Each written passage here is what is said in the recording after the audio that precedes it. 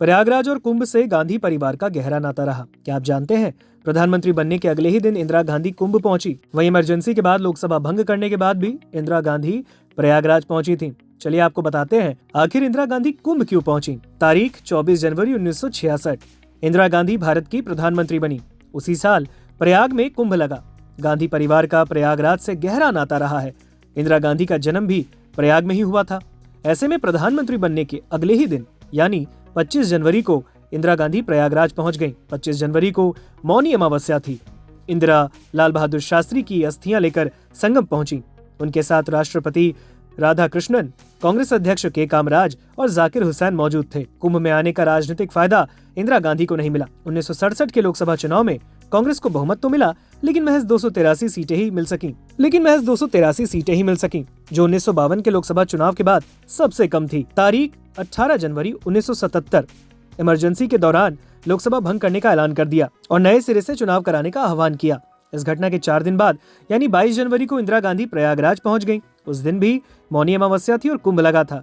संगम में स्नान करने के बाद इंदिरा साधु संतों से मिली, मंच पर भाषण दिया और वापस दिल्ली लौट आईं। ये वो दौर था जब इमरजेंसी की वजह से इंदिरा को लेकर लोगों में नाराजगी थी। ये नाराजगी कुंभ में भी दिखी। कुछ साधु संतों ने इंदिरा को मरी हुई देश की दुश्मन घोषित किया। तब इमरजेंसी के दौरान इंदिरा का पुरजोर विरोध करने वाले जयप्रकाश नारायण भी कुंभ पहुंचे और साधु संतों से मिले थे। मार्च 1977 में नतीजे आए। इंदिरा की पार्टी 154 सीटों पर सिमट गई। इंदिरा खुद भी रायबरेली से चुनाव हार गईं।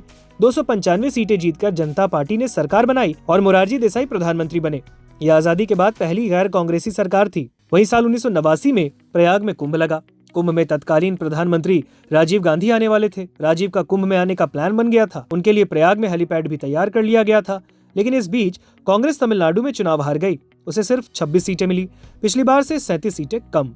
राजीव गांधी को सलाह दी गई वो अपना दौरा कैंसिल कर दें। वहीं 2001 में सोनिया गांधी भी प्रयागराज कुंभ पहुंची। उस वक्त राज्य में बीजेपी की सरकार थी। 22 जनवरी को तत्कालीन कांग्रेस अध्यक्ष सोनिया गांधी कुंभ पहुंची। यहाँ उन्होंने संगम में स्नान किया।